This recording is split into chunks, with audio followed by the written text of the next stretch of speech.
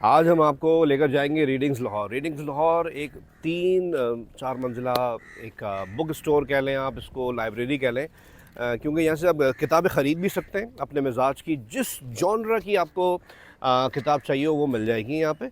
और उस किताब का अगर आप फ्री में मुताला करना चाह रहे हैं, एक लाइब्रेरी वाला माहौल चाहते हैं, तो वो भी ये प्रोवाइड करते हैं। चाहे बच्चों के लिए सीटिंग अरेंजमेंट हो वो भी है, बड़े भी अगर हैं यहाँ पे वो बैठ के कैफ़े में भी बैठ सकते हैं इनके। और वैसे भी जो फ्लोर्स हैं वहाँ सीटिंग अरेंजमेंट है, वहाँ पे बैठ के उसका मुताला कर सकते हैं। बहुत अनोखी चीज़ लगी कि 3-4 मंजिला एक बुक स्टोर, और मैं बड़ा हैरान हुआ वहाँ जाके कि बहुत बड़ी तादाद में यूथ वहाँ पर आई हुई थी, क्योंकि हमारा आम तासुर यही है कि यूथ तो सिर्फ फ़ोन में ही लगी हुई है। तो आइए चलते हैं वहाँ पे, देखते हैं क्या माहौल था, क्या माहौल था वहाँ पे। वहाँ पे उनके मैनेजर से बात की है, उनकी गुफ्तगू भी आपको सुनाएंगे। और एक बेहतरीन फ़िल्म क्रिटिक और बुक लवर उमैर अलवी साहब हैं, उनसे भी, क्योंकि वो बहुत रेगुलर विज़िटर हैं वहाँ के, तो उन्होंने भी कुछ अपने तासुरात दिए, वो भी आपको दिखाएंगे। आइए।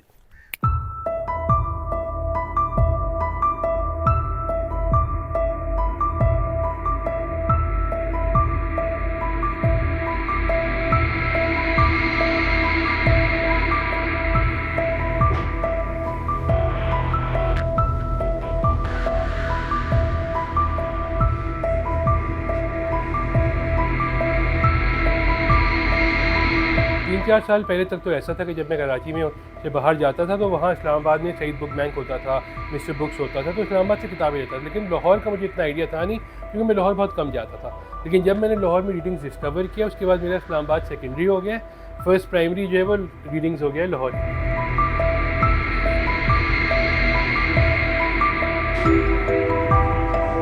और लाहौर में एक रीडिंग नहीं है, तकरीबन 3 रीडिंग्स हैं।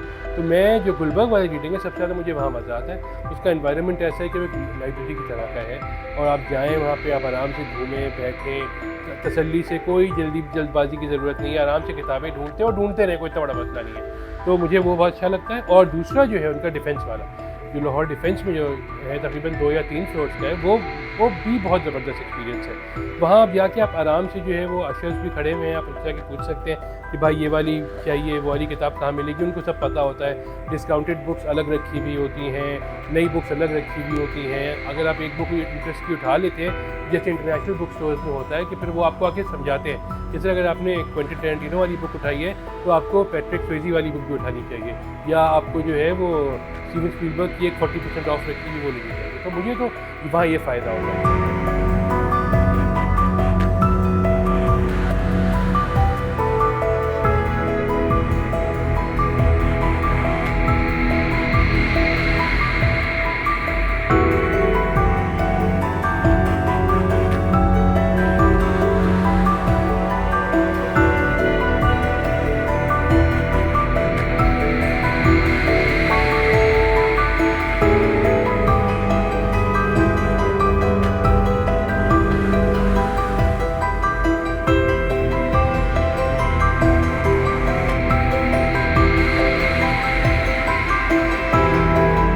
मेरा नाम रुखसार अंजुम है, रीडिंग DHA ब्रांच में मैनेज करता हूँ।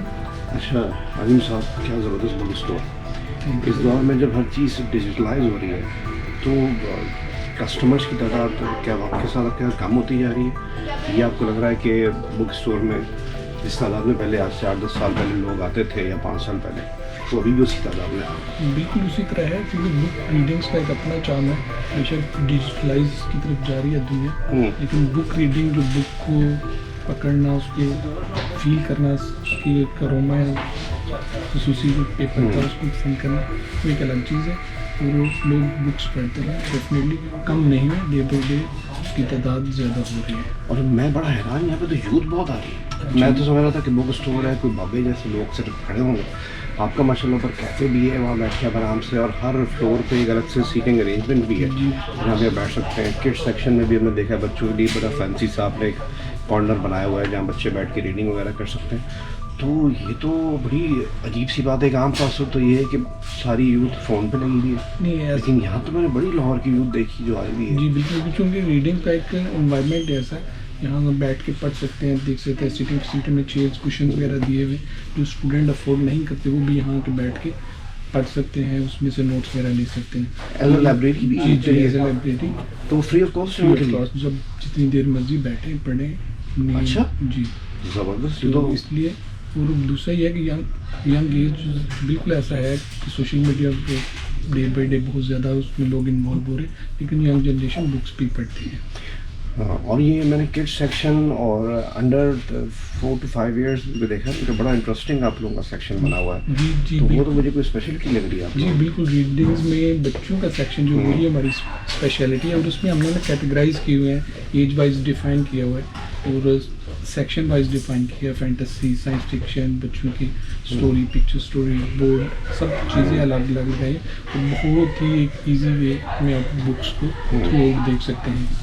और कुछ टॉयज और सोवेनियर्स मैंने बेसमेंट में देखे जी, बच्चों के वो- लिए भी, तो वो इम्पोर्ट होते हैं कहीं से? जी इम्पोर्ट भी है, लोकल कुछ प्रोडक्ट्स भी हैं, मोस्टली हमारा इम्पोर्ट के हैं सही। लोकल कम है, क्योंकि कस्टमर रिक्वायर है और आजकल बच्चों को ज़्यादा हर तरह से सिखाने का मिल रहा है, बाइक शेप में और बुक्स की शेप में, तो रीडिंग्स हर तरह से इस एजुकेशनल हवाले से इन्वॉल्व है।